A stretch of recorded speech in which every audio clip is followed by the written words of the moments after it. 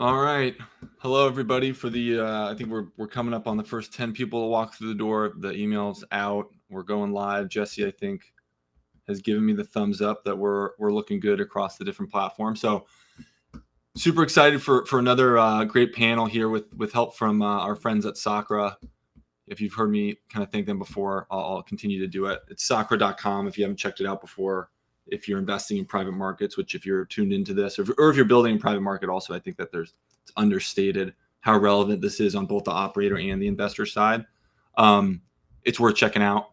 They do a lot of great, it's niche, but if you're in this world, it's super relevant. But so for today and the group we've got together, we're going to talk about the state of the European venture market with three different panelists. That the part that we're so excited about, and you'll see this in their bios, is the different approaches in the different kind of parts of the market they all operate in and work in. So David at Angular, seed stage investor on Fund 2, Akil at Kinnevik, I'll get him to pronounce it for me, growth stage investor, and there's history there that I'm excited for him to break down a little bit. And then Thomas at LGT Capital Partners, really more on the LP side. And they'll all give better intros than this, but so that the full kind of spread of early stage, late stage, and LPs, I think will give us a really cool perspective on what European venture has looked like, what it's going to look like in the future, where things are now. So, but with that, I'll get into stuff. You know me in Sandhill, hopefully from all this. Maybe you're seeing us for the first time on socials, but we do a lot of these events, usually about once a week, and then we send out a newsletter. It's supposed to be twice a week. We're getting better at it, where we highlight, if you missed something live, you'll see recordings and clips from the live events that we do, and we also do a decent number of async interviews, all very venture focused, tech investing focused. So if you're into that, check us out at sandhillmarkets.com. If you're probably on that site right now, if you're watching this, or if you're on Twitter, it's pretty easy to navigate too, or LinkedIn as well. I already thanked them, but yeah, sakura.com, check them out. Private markets research, super unique in the space in terms of the depth of how they cover companies and ultimately the number and the breadth of what there's information on. But without further ado, I'll do some quick intros. David Peterson has actually been on here before we had a hyper growth panel, because he was a former head of growth at Airtable, which if you've been in venture at all, you know that story. And he was a big part of it. So he saw that company really scale out, and then went and jumped over to the VC side with a focus on Europe. So Angular Ventures invest ridiculously early in B2B and deep tech startups across Europe and Israel. So I'll be interested to hear his take on why Europe. I think he's got a really strong, ultimately, that's an active decision that got made, right? Because he was based in the US with Airtable. So excited to hear more about that. Then we've got Thomas who's a partner at LGT Capital Partners. I'll have him explain more about what LGT actually does. It's a big firm, so I don't think I can. It's a little easier to say, and this is not as an aside, but in terms of what David does is pretty focused, right? It's a seed fund. We do early stage investing. Thomas, I think it's over $100 billion in AUM at LGT Capital Partners. So I suspect that they do a number of things, but with the focus, and the thing that we'll be talking about is how they back GPs. And so looking at it from the LP side. And then last but definitely not least, you got Akil at, again, Kinnevik. I should have had him help me with that before. But investment director there and more growth stage focused. Interesting part about Kinnevik that I'll let him explain more on is that I think it was founded in 1938. It's a publicly listed investment company, and interested to hear kind of how that plays out and how it does or doesn't play a role in some of the ways that they play in the European market. So with that, and with my short intros, I'll pull the crew up here and we can start to get into it. Hey, everybody. Made it. Hey. How's it going? Good? All right. Everybody looks good. I killed the first 5 minutes. People are streaming in.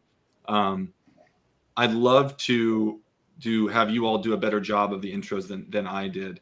And we can I think we can go in a similar order of David, if you're up for telling us a little bit more about yourself and Angular. Yeah, sure. So, as you said, my background, I've been a early stage guy for my whole career. So always worked in growth and go to market, a lot of different startups, bootstrapped a company of my own as well. Most recently, I was an early employee at Airtable and head of growth there. Was there from pre-revenue to 115, 120 million ARR. And as part of that, I actually moved from San Francisco to London to work on European expansion for Airtable. So we had a significant portion of our revenue coming from Europe, and we really were not. We had no strategy, right? It was just kind of happening to us. We were like, okay, now's the time to do it. So I was kind of sent over there as one of the people in the US from the original team to go kind of help start things. So that's how I ended up in London, and that's how I got exposed to the European startup ecosystem overall. Not least because a big part of our strategy was at Airtable was to ingratiate ourselves with the startup ecosystems wherever we were playing, right? Because that was a getting early stage, dynamic, aspirational companies to use Airtable like wall to wall really early. That really seeded Airtable within ecosystem. So that was a big playbook that we ran. So I was really lucky to be able to kind of meet all of the VCs across Europe and get really embedded in a lot of the startups from the first day that I moved there. And then as you mentioned, I ended up leaving Airtable after I was there for 4.5 years or so, and joined Angular Ventures. And Angular, we're a first check, super early stage fund. Me and my partner Gil, so we're a partner only firm. It's just the two of us as investors. We invest exclusively in B2B, invest across Europe and Israel. And one thing I'll say is you kind of mentioned we had a fund one and fund two. We actually raised a third fund last year. It's unannounced still. But we're still, we have lots of fresh capital to invest, which we're really excited about. I can talk more about why I was excited about European venture. I feel like that'll be useful later on. But Yeah. as you said, it definitely was kind of intentional, right? I both saw how there were lots of parts of that, so we can get into that. I don't want to. I'm excited just yet. Yeah, no, I'm excited. I think we can kick off. I'll circle back on it when we're through the intros, but definitely super interested to hear about the choice that was made there. Or maybe I'll move from the capital stack. We'll go move to growth before we go to the LP side. Akil, are you game to give us a little intro? Absolutely. Hi everyone. Akil work at Kinnevik, so that's with the soft K. Founded over 80 years back in 1936. Unlike many investors, we are a publicly listed entity, so we invest off our balance sheet. That gives us permanent capital in a very long-term horizon. We typically invest between $25 to $100 million into an initial investment in a company. So an average of something like 50 million in a Series C or Series D.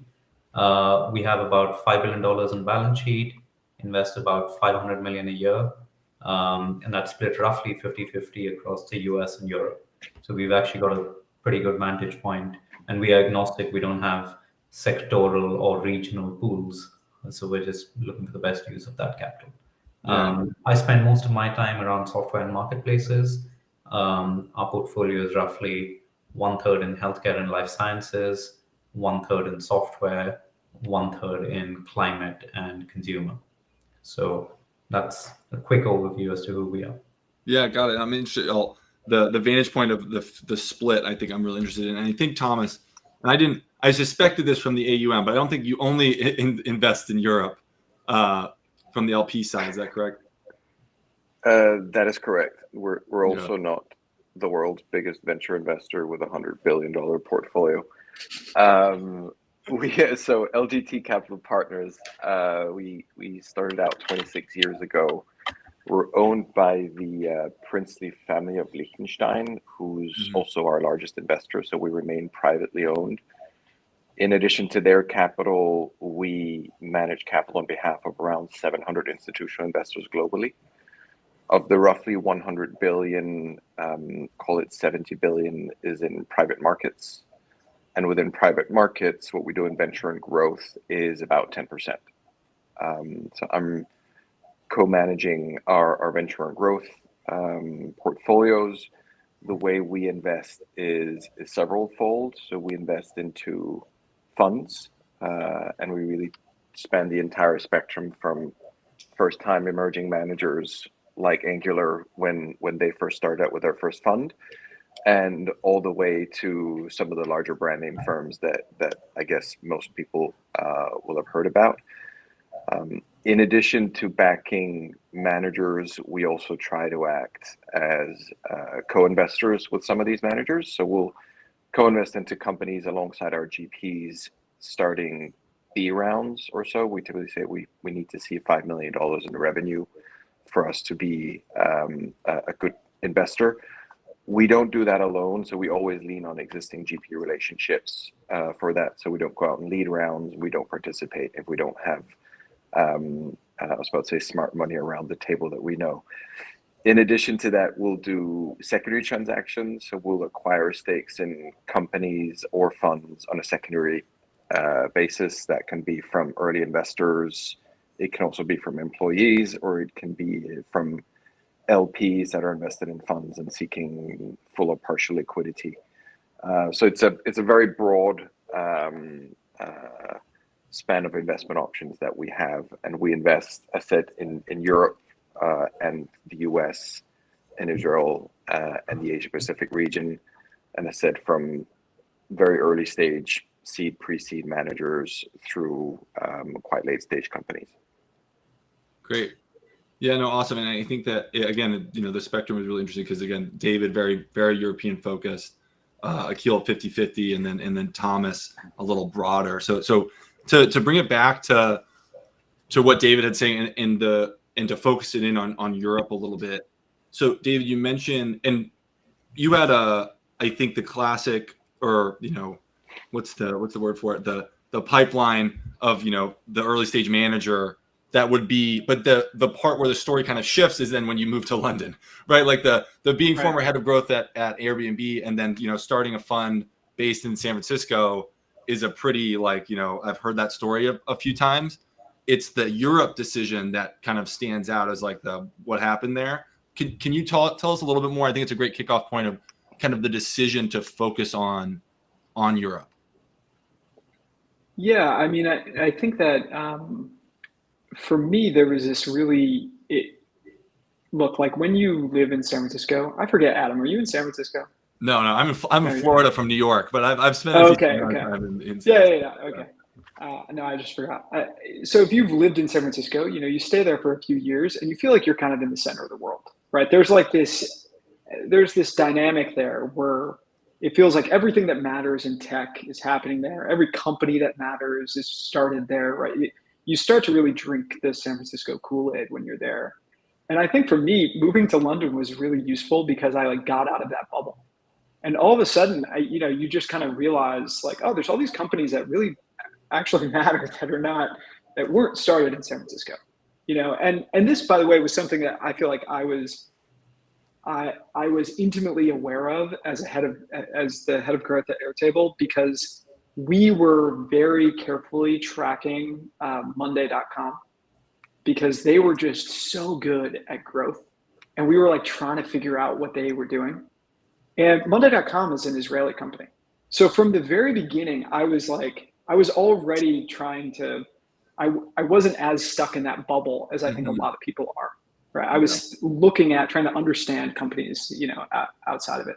But anyway, moving to London made it abundantly clear to me, right, that there's a lot of interesting stuff being built everywhere, right? And ultimately that was kind of the bet on Europe and Israel. Europe and Israel, right? It's that, technological innovation has democratized, right? That's happening everywhere. But I still firmly believe, and this is from my own personal experience, that the best market to capture the value of that innovation is still the US. Where I can tell you from a growth point of view, from a go-to-market point of view, it was infinitely easier to grow in the US than it was to grow across Europe, right? It was just harder to grow across Europe, across the different countries, across the different regions, dealing with different regulations, dealing with different languages, right? You have to do that, and there's a huge upside if you can pull it off. Right? It's a great thing for businesses to do, but it was way easier for us to grow in the early days in the US. So there was this, thesis that was kind of, evolving in my mind, which is, there's a bunch of companies here that are building really interesting technology, right? The technologists are everywhere. The question is, can they go to market in the US first, right? If they can figure out how to go to market there, then you can help them do that. Then maybe there's something, maybe there's an angle, right? Yeah. And look, like to your point, Adam, there are like 1,000 early employees of X who then started their own funds in San Francisco, right? That is not an interesting pitch in San Francisco, but in, across Europe, that's a little bit more interesting. Also because the network of some of these businesses, right, is still very much stuck in San Francisco and New York. So being able to bring that network, like pull it across the Atlantic and open it up to like a select few companies, maybe there's a opportunity there. Yeah, super interesting. Akil and Thomas, to zoom out a little bit from the decision that David made, and to think a little bit more about like the history of venture in Europe, over the course of like the last decade, let's say, like not from the beginning, Akil, but from the last decade. Do you see like shifts there, and some of the stuff that David's talking, like, do you, from let's say pre-ZIRP to now, are there any kind of trends that you've noticed or that make you that you think can characterize like the last decade of VC in Europe?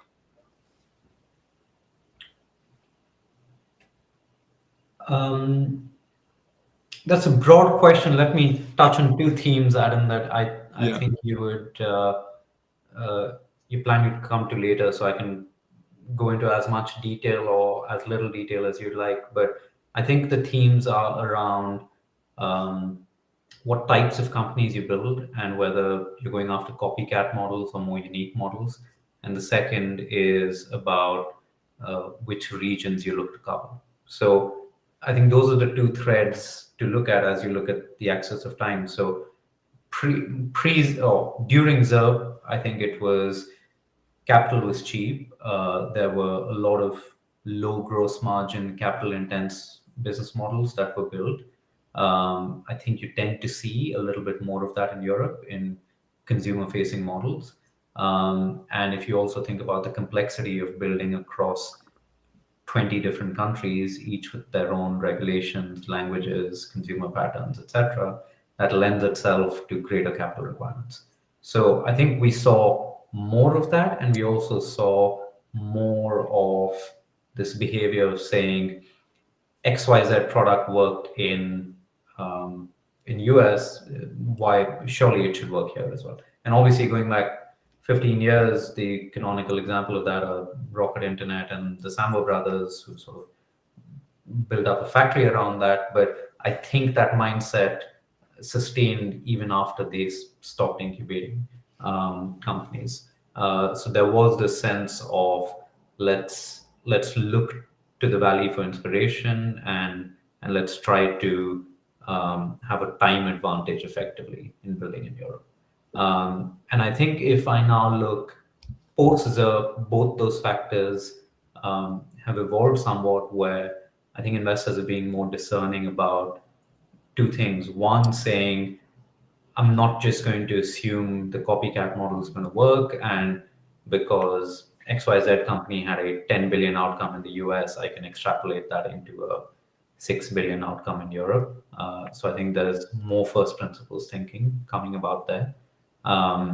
Again, I can double click into what that means perhaps when we come to that. And the second thing we're seeing is less of a behavior of assuming that 5 country winners being priced for regional or continental success, where again, I think investors are being more discerning of saying, if you have product market fit and traction in one country, perhaps you need to establish at least a second country before we provide capital and valuation, assuming regional or Europe-wide success. So I think those are the two trends I would call out. Yeah, super interesting, and we'll definitely circle back on that, like kind of copycat to unique transition, and and I think it touches on what David's doing, where like the shipping the ideas out of Europe into the U.S., which is David's, rather than seeing ideas in the U.S. and shipping them into Europe, in the transition there. Thomas, anything in terms of and Akil was pointing out some good themes. Does those come to mind as well? Anything else from what you've seen? Yeah, I think those are broadly observations that I'd agree to. I think if you kind of take a level up of the LP perspective and look back at Europe 10, 15 years ago, it was I'm going to say barren land. It was not sorry, that sounds too harsh, but there was not a lot of very experienced venture investors here. There were a few firms, and I think what was clear was that you had a few idols emerging, companies that have done really well and that could serve it as inspiration for others.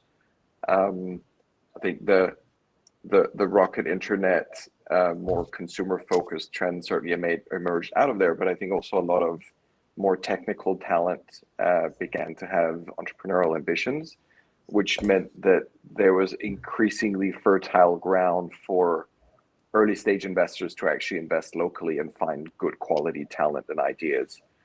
And so if I look back to, call it 2010 to 12, we saw a few dedicated managers emerge for more specialized areas within Europe, meaning you had enough density of quality, if you like, that you could actually raise a dedicated seed fund, say, focused on software in Europe.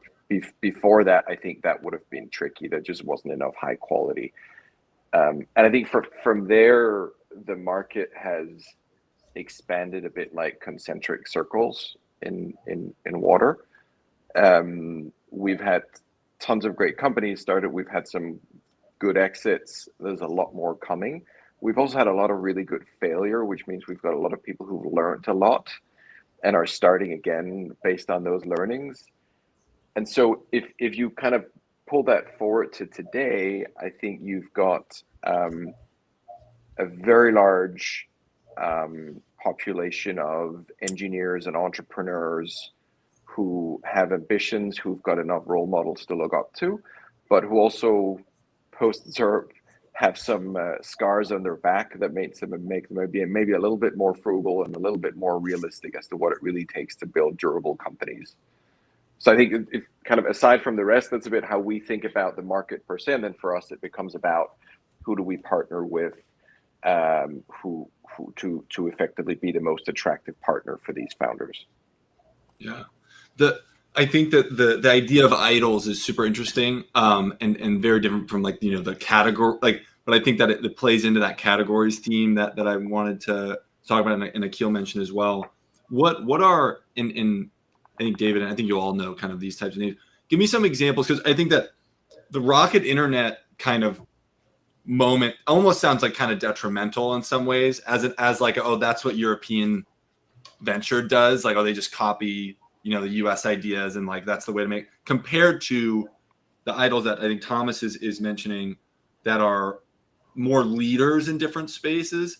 Or David, and I think you all can have names to throw. What are some of the names and ultimately the categories that they lead that come to mind there as like idols in the European venture market that you think are breaking new ground for, again, that flow into the technical talent that then sees whatever Klarna is, like a super obvious one, I guess, but like sees that happen and thinks, okay, I can also do that. I don't need to move to San Francisco. Or I do think that there's a few that come to mind, and then I'll let Akil and Thomas add in thoughts too. I think the very obvious ones are Klarna, Monzo, Revolut. Right? It's like the fintech revolution, across the Nordics and the UK, and there's teams spinning out of those companies all the time. Working within that space. I think the other in fintech, working within fintech. I think the other really big theme from the past let's say 12 months is DeepMind, right? Like DeepMind is in London, and there's a senior researcher from DeepMind leaving every week, and right, that person is inundated with LinkedIn messages and everything else, right? Like that is a real that's a theme right now for sure. And there's definitely others, but those are the two that are top of mind for me. Yeah, interesting. So I think there's one thing that's... Sorry, go ahead, Thomas. No, I just want to say, I think sometimes Rocket Internet gets grief for pour fuel in the fire and see if something catches on. I think what it did do is it got a lot of very smart and talented people involved in the entrepreneurial journey, and I think you have a lot of that more, going to call it generally commercial talent that today is partnering up with maybe some of the more technical talent, and I actually think it can be really powerful combination. So I think Rocket Internet, I said, maybe gets a lot of grief. I actually think that in hindsight, whether you like the model or not, I think it did a tremendous amount of good for the ecosystem. Yeah, that it ultimately did like push it in the direction that ultimately we're in now, which is I think generally, ultimately, just as an aside, it feels like the European venture ecosystem has grown a lot in the past decade. Like just from all the, in the 15 years ago, the Rocket Internet into all the stuff that we're talking about is all like it continues to get grief generally. I think that the European ecosystem kind of gets, shit for whether it's like the angels. Like I joke with founders sometimes. I joked with the founder recently that the angel investors, you're moving from the West Coast to East Coast to Europe, it gets harder and harder to raise money. Like the valuation goes down. Like an SF angel is like, yeah, sure, like whatever, uncapped safe. You move to New York, it's like a finance guy who's like, wants you to put together a pro forma or something like that. And then you go over to London and they want to buy like half your business for 25 grand.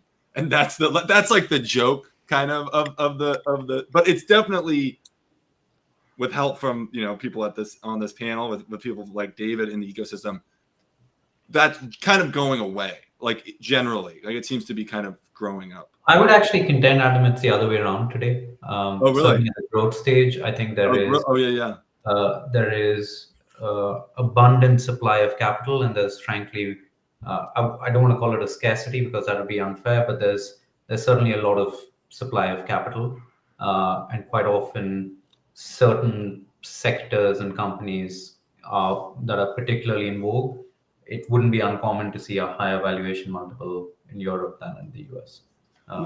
What do you think plays into that? Because I think on the angel, and I wouldn't claim to know on the growth side, and I won't guess, but what do you think plays into that kind of flipping of that dynamic in the growth?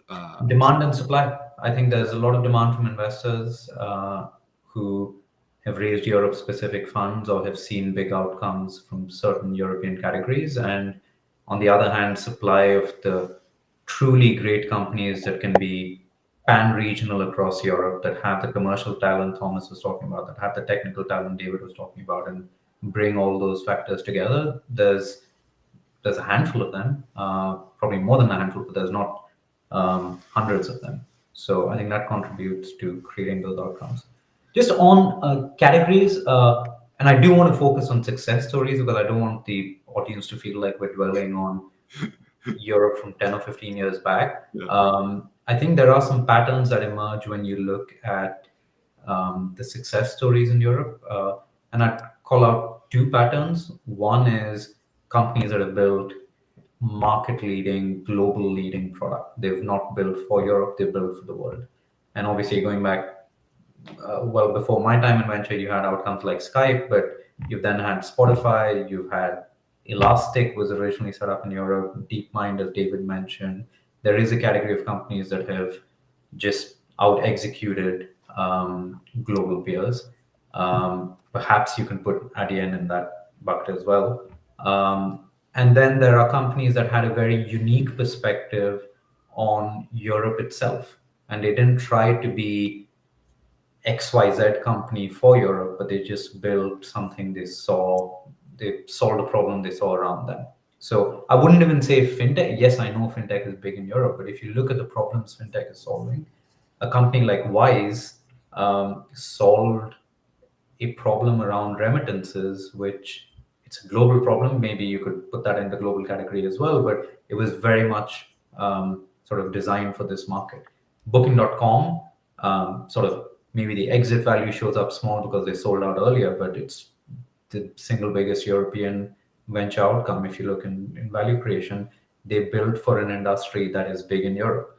Similarly, when you look at fashion as a category, you obviously have LVMH and Hermes and the sort of luxury layer, which has created a lot of value in the public markets. But in the private markets, you have companies like Zalando and Vinted, for which there was no US equivalent effectively. So I think a lot of these outcomes, and obviously there are exceptions to the rule. You can say that Klarna looks like a firm or something of that sort. So I'm not saying this is the only playbook to follow, but I do think there's a couple of those patterns which are not sort of saying it's only fintech or it's only AI, but I think it's looking around sectors and business models where either you have the confidence to conquer the world, or you say, I'm doing something which no one else has thought about.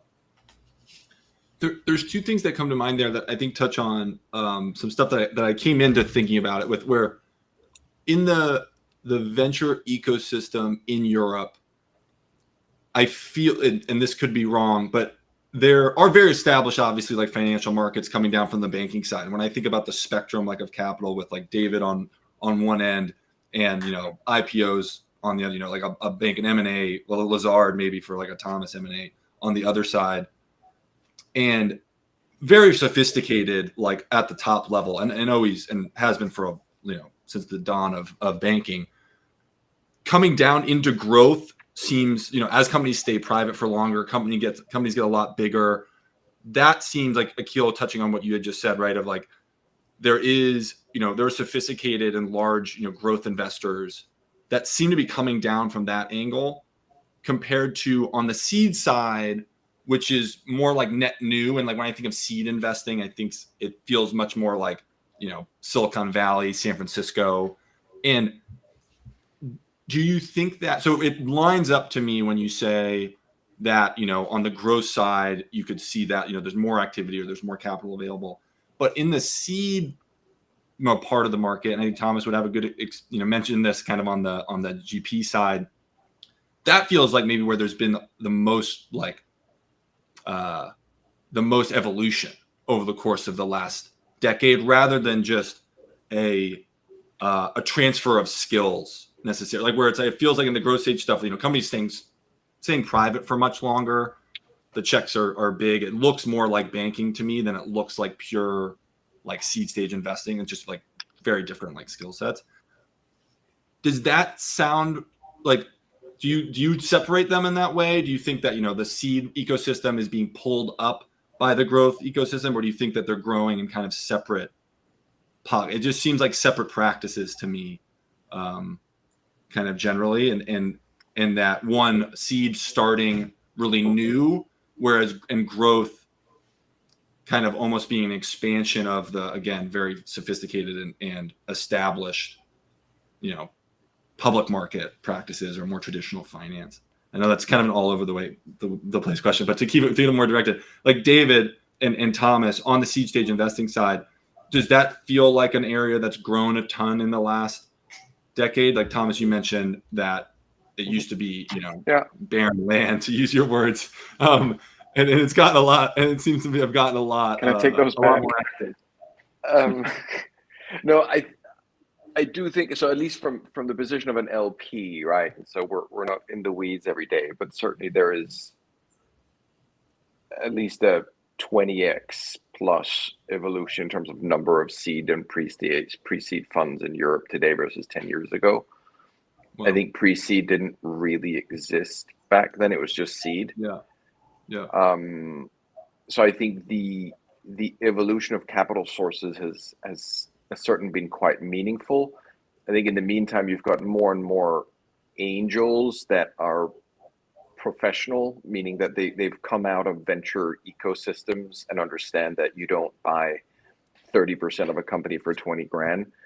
I think that there's a more call it US type philosophy behind the capital today than there used to be, because we did see that a lot, right? Some will buy 20, 30% and then just drip in 50K every year, which was extremely counterproductive. So the ecosystem has changed a lot. I think what's changed in the last few years we've seen is that as capital was scarce, opportunity set was scarcer on the later stage side, while companies were focusing on profitability and not going back to market, it feels like the larger firms focus their efforts at the earlier stages, right? They build up quite large fund sizes with quite big teams, and if you're doing nothing with the capital on the large end of the market, maybe you let some of your team write smaller tickets at the earlier stage, which I actually think made the seed stage investing area in Europe quite competitive for the last 2-3 years, 2 years maybe. David probably has some interesting anecdotes there. It feels like now later stage is opening up again because companies are coming back to market and actually raising capital. So focus is moving a little bit away from seed to maybe a BC round and later. So at least that's how we think about it. In terms of fund universe, it feels like there's a lot now, but fundraising has gotten a lot tougher. I think LPs have raised the bar in terms of what they're willing to back. And so an environment where it's reasonably easy to raise a 20 to 50 million fund 3-4 years ago, I think that's gotten a lot more difficult. Yeah, interesting. 20x, whatever. We won't quote you on an official number, but that's like it feels from barren land to 20x will be the headline of the recording of this. No, but on the seed side, I think that does feel like, kind of what I'm doing. David, you've been a part of that. I think that's totally right. And I think, Thomas, you're right about the dynamics at early stage over the past few years. I was just talking to a big multi-stage investor that invests across Europe, invests across the globe, but this was a European office. And they basically said, for 2022 and 2023, we were basically risk off, right? Like we're not making any big risky investments. But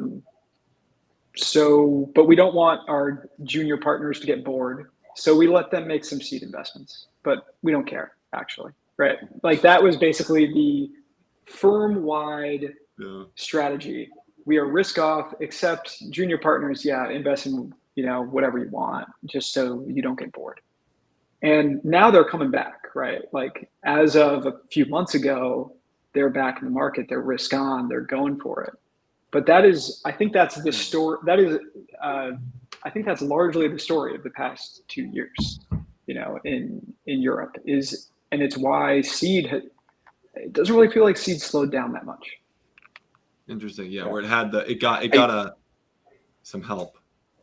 Yeah. To me, there's two types of seeds, broadly speaking, in Europe today. There is someone who started a company, sold it to Google for 100 million 5-6 years ago, has been sitting within Google and is now starting a company again. So you've got someone who's a proven founder with a track record of building something at an exit and with VC relationships. I'm talking multi-stage relationships. So call it a pedigreed founder. I think that type of founder is facing a completely different market today than the first-time founder with no prior VC relationships. The first category, I think, reasonably easy. Don't take this the wrong way, right? But you can raise 5 million on 20, and it's not too much of a stretch. And we've obviously much bigger. I think if you're the latter category, it's your first rodeo. I think it's a lot more difficult today, and you need to work a lot harder. And the valuations and the capital you can raise are just different ballgame. So I think it's important to just acknowledge that there are two parallel worlds almost. And that's not unique to Europe. I think it's the same. No, absolutely. That's the point I was going to make. And well, actually, before I get into that, Akil, I wanted to get your take on the growth side of things that David and Thomas both mentioned, where that period a couple years ago to now, when you think about, your activity in the market, risk on versus risk off, and push into seed. Is that something that you all experienced? Do you agree with? No, I think we were probably off market in the sense we maintained our pace of deployment and we didn't change our strategy. But I would say it's fair to say the anecdote David shared is probably what a lot of firms did. 22 and 23 just objectively was firms are more focused on internal portfolio work and follow-ons and capitalizing their own companies rather than expanding the portfolio. A couple of things I would say, just a general reaction is one, to your opening point, I would say the shift in growth wasn't always this way in Europe. I would say the catalyst for the change was actually during the pandemic. You had a lot more American firms opening up shop in London in particular, and you also had private equity firms opening up their growth arms here. So I think that's one thing I would note. And the second, I would say exactly the dynamic Thomas outlined, compound that a couple of times over, and you get to the growth premium that I was talking about in terms of the haves and the have-nots, and the haves just compound probably at a rate in Europe which is even higher than what you see in the US. Yeah, no, really interesting. And whatever, it circles back on the thing that Thomas was saying of the parallel kind of storylines. And that's obviously, kind of the state of venture generally, with in terms of, a pedigreed founder living in one environment from a fundraising perspective and a first-time founder living in another environment. But it sounds like that's gotten a little better in Europe than it was. Because I think the pedigreed founder has always had a better time. The first-time founder, in the US, YC comes to mind. The angel ecosystems come to mind that are going to put very risky bets into first-time, kids out of college, whatever. That again pushes into that kind of San Francisco type mindset. It sounds like that's becoming not totally off the table in Europe now, or is that doesn't feel like something that 5-10 years ago would be happening at all. It just wouldn't happen at all. Whereas now, is that more available? Do you feel like there's like a little bit of that kind of San Francisco, the pay it forward? I think pay it forward gets thrown around a little bit in the San Francisco ecosystem of I'm giving a kid a check because someone gave me a check when I got started, and I don't even care what's happening with the business or whatever. This is just going to get them going. That sounds new in a European, or was it always kind of also there, just a little harder, the whole kind of, the whole ecosystem rose a little bit? Yeah, I think a few thoughts. One is, we invest that early. So there's a handful of investments in our fund that we're basically a kid with an idea, right? And that's when we got in. So we're we're not the only ones, right? There are lots of firms who are investing that early. But the other thing I'll say is that YC is global. So there's a lot of European, teams that are going to YC now. Yeah. And so YC, I think, is having a big impact on the ecosystem, and will continue to. And you see some of the largest rounds that are happening right now. AI companies, right, that are getting backed are YC, European-based YC companies that are getting, big checks from tier 1 US funds. So I think that dynamic. So YC is enabling that right across the ecosystem. I'd also call out, this is a little bit more unique to Europe, is Entrepreneur First, which is, you can think of as YC's nerdy cousin or something, right? It's a little bit more academic, right? Yeah. It's a little bit more European. It's a different, a little bit more European. Yeah, it's a totally different vibe. Yeah. Right. But I think it's done an amazing thing for the ecosystem. And there's a few others, Antler, a few other of these kind of really early stage. We'll put 50K to 150K, 250K in. That's it. That sort of thing. Yeah.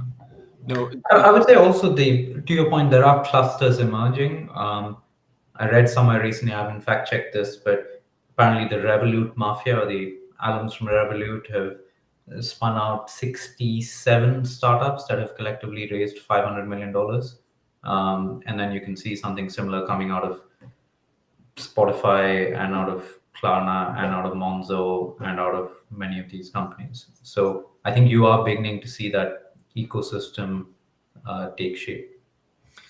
And one thing that came to mind too, just in this, and before we get into like a regional discussion, actually, I just checked the Y Combinator numbers really quickly because they put out, location, and Europe actually only had 13. It's of the 250 companies, there's 168 America/Canada. There's only 13 from Europe, but there's 78 remote companies. And I thought that, and that's actually something we haven't touched on, and it feels like something that would spur the European ecosystem forward, considering David's commentary about technical talent being spread, right? Where you could live in Europe, work at a US based, remote company as a technical, and then you don't have to move to San Francisco anymore if you are that, 10X engineer that's, happens to live in France or whatever. Have you all seen that? Does it, the move to remote work? We've kind of oscillated, right? Where it was like, oh, remote is the future, to like now it's kind of in between. But that seems like a tailwind for the European ecosystem as well. Yeah, I don't know how common this is. Like, I feel like I only have anecdotes here, so it's hard for me to speak too broadly. But I've certainly seen the playbook of, we're building largely remote across Europe, and taking advantage of technical talent wherever it may be, or taking advantage of tech talent visas and other stuff, right? Like just to make it easy to move to Portugal or wherever else. And then we're building like the go-to-market arm in the US. So HQ, go-to-market HQs in New York. We have R&D across Europe, and you end up getting R&D way cheaper, as a result. Yeah. Like this is a much later stage, but a close friend of mine runs product at a public company based in the US. They are now getting rid of all of their engineers in the US and just opening up R&D in Poland and a few other countries in Europe. Because half of their revenue is from Europe, so they're there. They're working with customers locally. It's a super enterprise software company, right? So they're working with customers locally. They're doing implementations. So it's actually useful to have engineers on the ground. And from a total all-in comp point of view, I mean, it's like half. Yeah. Right, in comparison to the U.S. So I think that's probably maybe that'll be a broader theme that we see. And this kind of ties into your, kind of R&D across Europe. You mentioned Poland, but ultimately, I want to tie back to the regional conversation that oftentimes comes up. Like Europe is, technically, the EU or whatever, but very different across, different countries, both, culturally, language-wise, tech-wise, what they're using it or how they're using it, how often it gets used, things like that.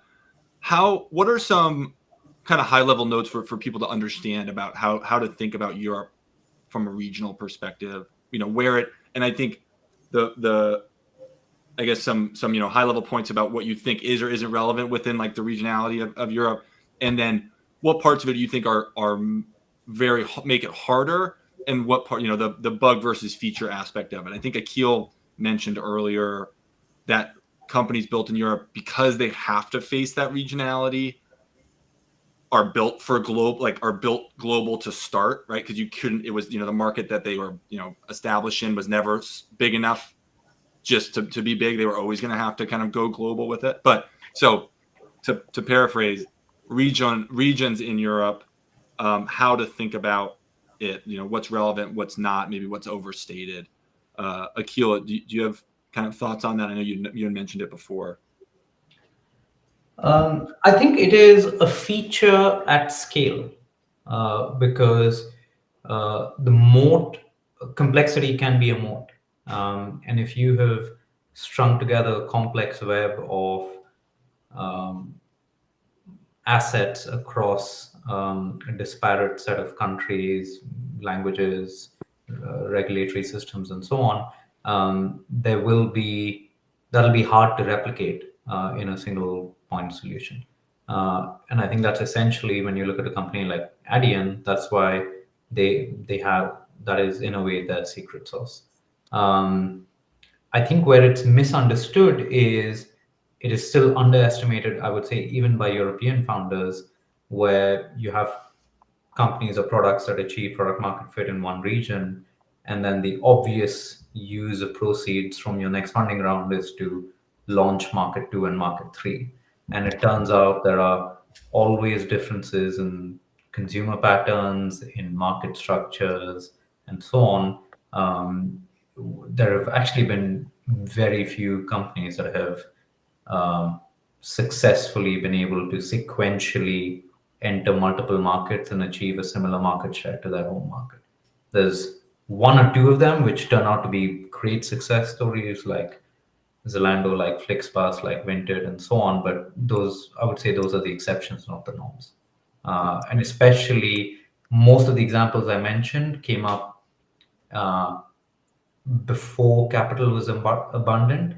I think if we're now in an environment where there's 6 players across 12 geographies, each of them have the capital to expand into each other's geographies, that makes it a lot more messy. Yeah, interesting.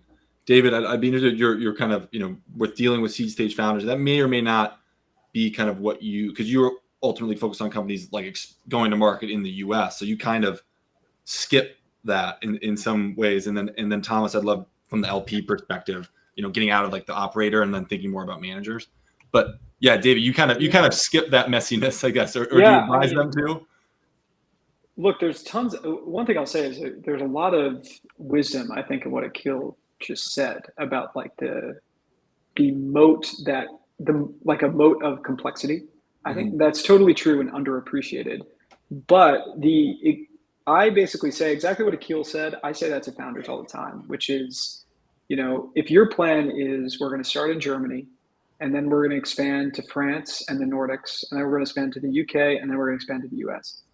I always say, like, no, you're never going to get to the US, right? Because what's going to happen is there's going to be some US competitor who's going to grow faster, and they're going to learn more, and they're going to get more revenue, have more customers, raise more money, come into Europe and just be leagues ahead of you, right? They'll just have already figured out more. So that's why I always try to convince founders to go to the US as early as they possibly can, because that's where the big market. I think there are some ideas where that's not the case, and Akil has done a really good job of highlighting how there are some specific examples, some specific ideas where actually focusing on Europe is an advantage. So I don't want to jump over those, but I think most of the time going to the US as early as you possibly can just is a huge advantage. I think often founders don't go to the US because they think that, like, honestly, because it's harder, right? Like, it's easier to sell to the people that you went to high school with and in your network and all that, right? Like, of course, like, that's easier, but you need to be competing with like if you want to play on the all-star team, you have to be like competing with all-stars from the very beginning, rather than like hoping that you can kind of graduate. You work your way up to it along the way. Yeah, I don't think that works. Yeah, interesting.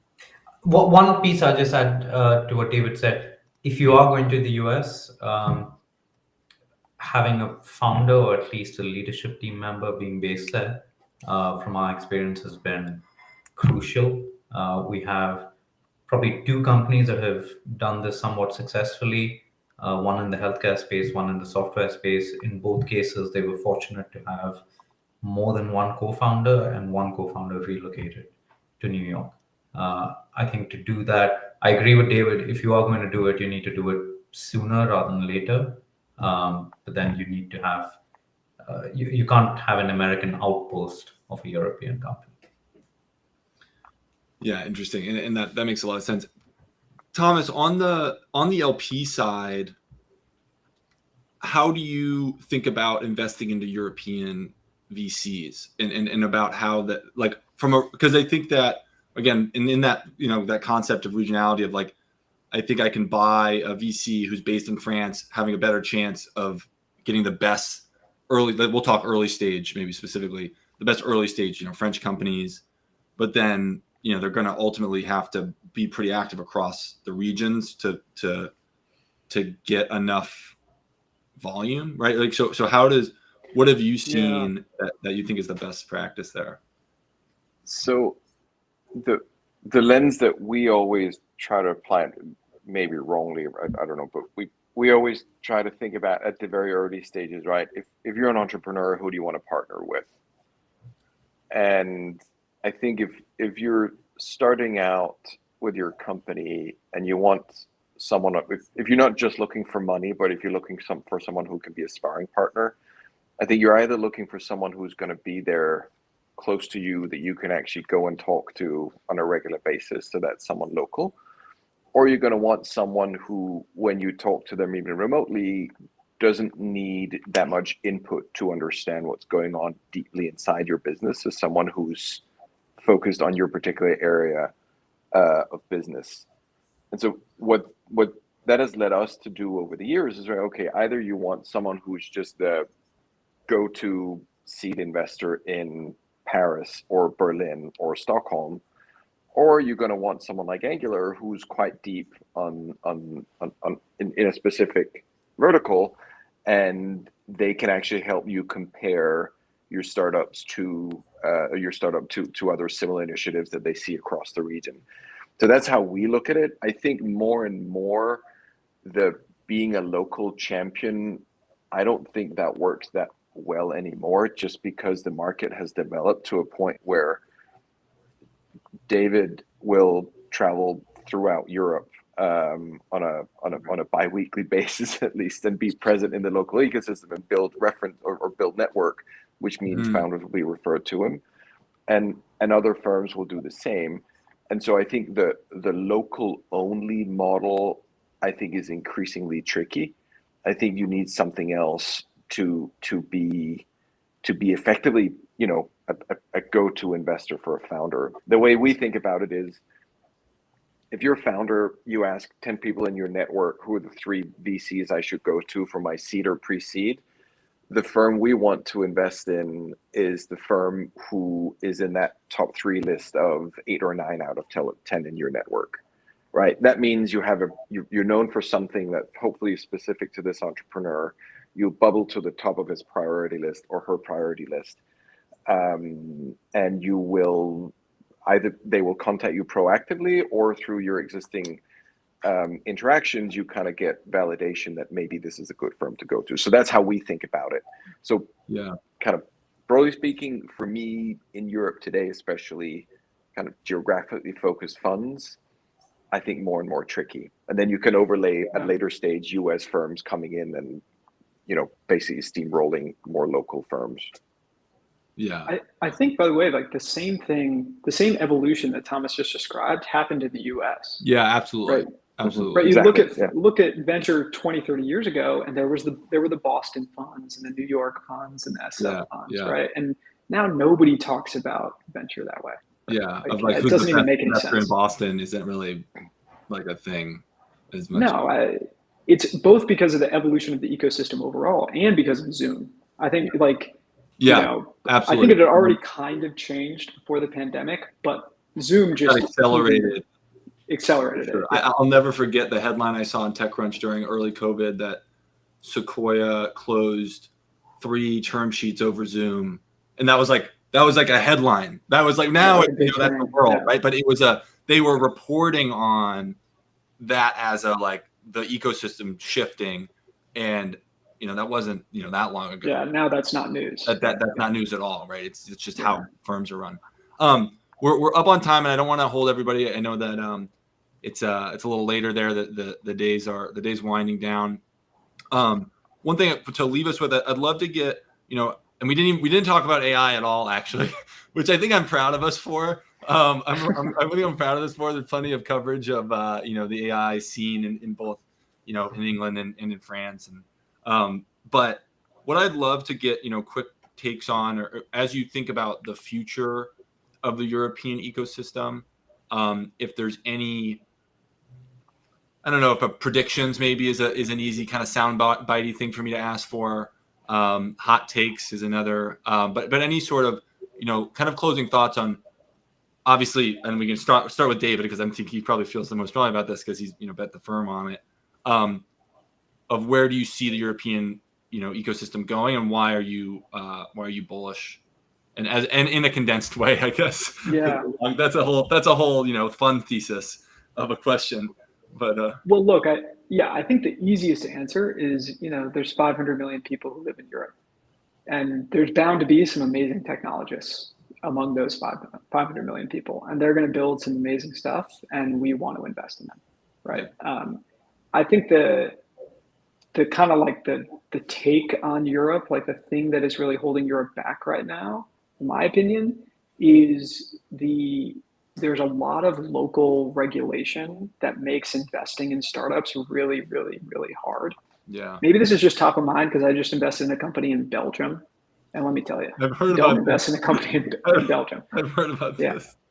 Really, Yeah. just, it's really, really hard. And, and it's hard in a way that I think is bad for the ecosystem long term. Yeah. Because it's hard to provide stock options, right? It's hard to share the wealth.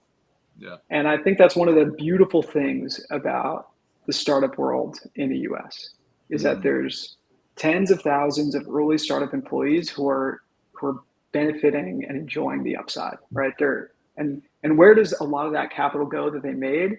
It's, to your point, they're paying it forward, they're investing in the next company, the next company, the next company. Yeah. That dynamic won't happen unless all employees are getting to benefit from it. Yeah. So I think that's the big thing. If I could wave a magic wand, that's what I would change. Yeah. Akil, from the growth perspective, does anything come to mind as for the future of the European market? I would say the region has a lot of opportunities ahead. I think two in particular call out.